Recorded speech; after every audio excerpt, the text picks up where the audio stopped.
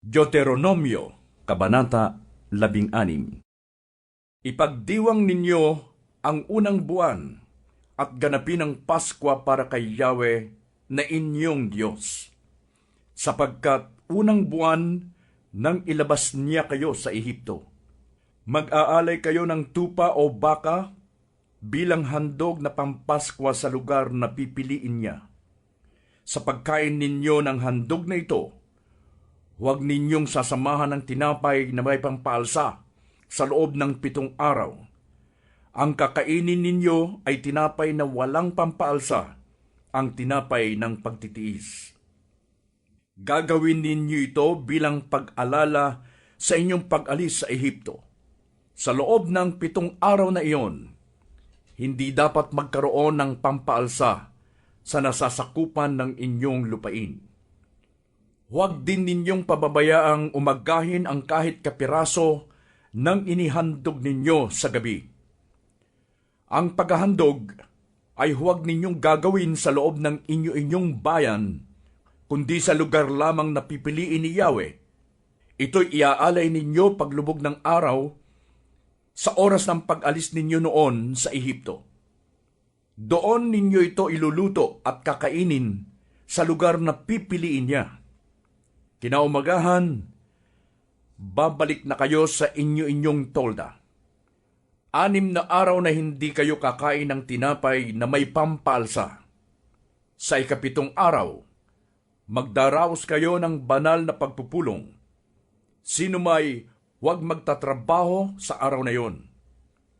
Pagkalipas ng 7 linggo mula sa unang araw ng paggapas, ipagdiriwang ninyo ang pista ng mga sanlinggo. Sa araw na iyon, dalhin ninyo kay Yahweh na inyong Diyos ang inyong kusang handog mula sa inyong ani, ayon sa dami ng pagpapala niya sa inyo. Kasama ninyo sa pagdiriwang ang inyong sambahayan, mga alipin, ang mga Levitang kasama ninyo, ang mga dayuhan, ang mga ulila, at ang mga babaeng balo. Gaganapin ninyo ito sa lugar na pipiliin ni Yahweh. Huwag ninyong kalilimutang kayo'y naging alipin din sa Ehipto, kaya't sundin ninyong mabuti ang kanyang mga tuntunin. 7 araw na ipagdiriwang ninyo ang pista ng mga tolda. Matapos iligpit sa kamalig ang inyong inani, at mailagay sa imbakan ang katas ng ubas. Isasama ninyo sa pagdiriwang na ito ang inyong mga anak, mga alipin, ang mga Levita, mga dayuhan, mga ulila, at mga babaeng balo. 7 araw kayong magpipista sa lugar na pipiliin ni Yahweh. Pagpapalain niya ang inyong mga pananim at lahat ng inyong gagawin para makapagdiwang kayong lahat. Sa loob ng 1 taon, ang inyong kalalakihan ay 3 beses haharap kay Yahweh. Tuwing pista ng tinapay na walang pampaalsa, pista ng mga sanlinggo, at pista ng mga tolda. Magdadala sila ng handog tuwing haharap, ayon sa kanilang makakaya, ayon sa dami ng pagpapalang tinanggap ninyo mula kay Yahweh na inyong Diyos. Pumili kayo ng mga hukom at ng iba pang pinuno para sa bawat bayan, ayon sa inyong mga lipi.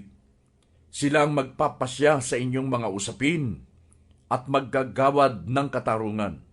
Huwag ninyong pipilipitin ang katarungan at huwag kayong magtatangi ng tao ni tatanggap ng suhol, sapagkat ang suhol ay bumubulag sa matatalino at nagpapahamak sa mga taong matuwid. Katarungan lamang ang inyong paiiralin, at kayo'y mabubuhay ng matagal sa lupaing ibibigay sa inyo ni Yahweh na inyong Diyos. Huwag kayong magtatayo ng haligi bilang rebulto ng diyosang si Asera sa tabi ng altar na gagawin ninyo para kay Yahweh na inyong Diyos. At huwag kayong gagawa ng rebultong sasambahin, sapagkat iyon ay kasuklam-suklam sa Kanya. Deuteronomio, Kabanata 17. Huwag kayong maghahandog ng baka o tupang may kapintasan o kapansanan, sapagkat kasuklam-suklam iyon kay Yahweh na inyong Diyos. Sino man sa inyo ang matuklasang gumagawa ng masama laban kay Yahweh na inyong Diyos at sumisira sa ating kasunduan kay Yahweh, naglilingkod at sumasamba sa mga Diyos-Diyosan sa araw, sa buwan, o sa mga bituin, ay siyasatin ninyong mabuti. Kapag ang sumbong o ang bintang na iyon ay napatunayan, ang nagkasala ay dadalhin sa pintuang bayan at babatuhin hanggang mamatay. Ang hatol na kamatayan ay igagawad kung may 2 o 3 saksi na nagpapatotoo. Hindi sapat ang patotoo ng isang saksi. Ang mga saksi ang unang babato sa nagkasala, saka ang taong bayan. Sa ganitong paraan, ay aalisin ninyo sa inyong sambayanan ang kasamaang tulad nito. Kung sa lugar ninyo ay may mabigat na usapin at hindi ninyo kayang lutasin, tulad ng patayan, pangapi o pananakit, pumunta kayo sa lugar na pinili ni Yahweh. Iharap ninyo ito sa mga paring Levita o hukom na nanunungkulan sa panahong iyon, at sila ang hahatol. Tanggapin ninyo ang anumang ihatol nila sa inyo at sunding lahat ang kanilang tagubilin. Kung ano ang sabihin nila, siya ninyong gawin. Huwag kayong lalabag sa anumang pasya nila. Papatayin ang sinumang hindi susunod sa katuruan ng pari o sa hatol ng hukom.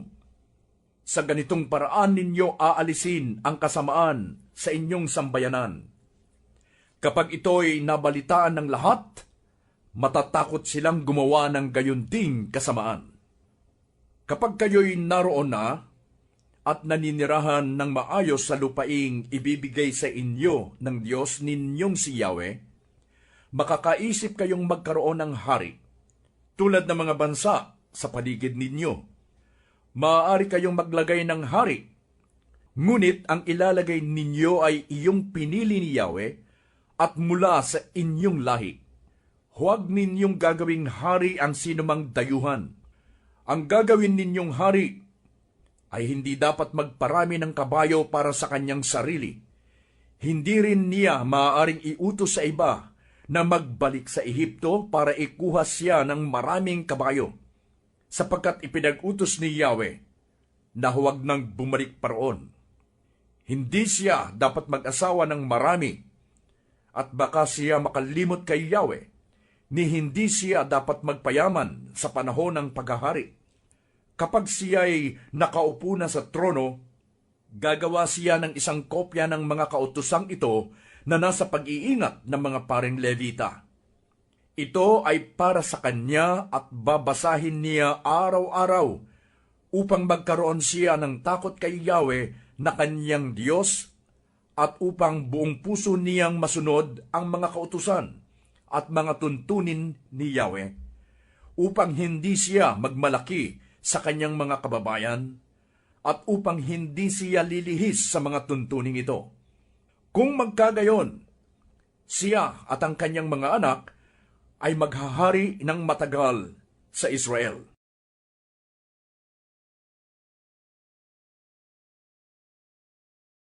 Deuteronomio, Kabanata 18. Ang mga paring Levita, ang buong lipi ni Levi, ay walang mamanahing bahagi sa lupain ng Israel. Ang para sa kanila ay ang mga kaloob at handog kay Yahweh. Wala silang bahagi sa lupain tulad ng ibang lipi sa Israel. Si Yahweh ang kanilang bahagi, gaya ng kanyang pangako. Ang mga ito ang nakalaan para sa mga pari mula sa handog kay Yahweh, maging baka o tupa, ang mga balikat, ang mga pisngi at ang tiyan, ang unang ani ng mga pananim, ng alak, ng langis, at ang unang pinaggupitan ng inyong mga tupa. Ang lipi ni Levi ang pinili ni Yahweh upang maglingkod sa kanya bilang mga pari habang panahon. Sakaling may Levita mula sa alinmang bayan ng lupain na kusang magpunta sa lugar na pinili ni Yahweh upang sumamba, maaaring maglingkod doon ang Levita kasama ng kapwa niya Levita. Siya ay bibigyan doon ng kanyang bahaging kasindami ng ibibigay sa mga Levita na dating naglilingkod doon, bukod sa bahagi niya mula sa mana ng kanyang ama. Kapag kayo'y naroon na sa lupaing ibibigay sa inyo ni Yahweh, huwag kayong gagaya sa kasuklam-suklam na gawain ng mga tao roon. Sino man sa inyo'y huwag magsusunog ng kanyang anak bilang handog. Huwag kayong manghuhula. Huwag gagawin ang ginagawa ng mga mangkukulam, ng mga mananawas, at ng mga sumasangguni sa mga espiritu ng namatay. Sino mang gumawa ng alinman sa mga ito, ay kasusuklaman ni Yahweh na inyong Diyos.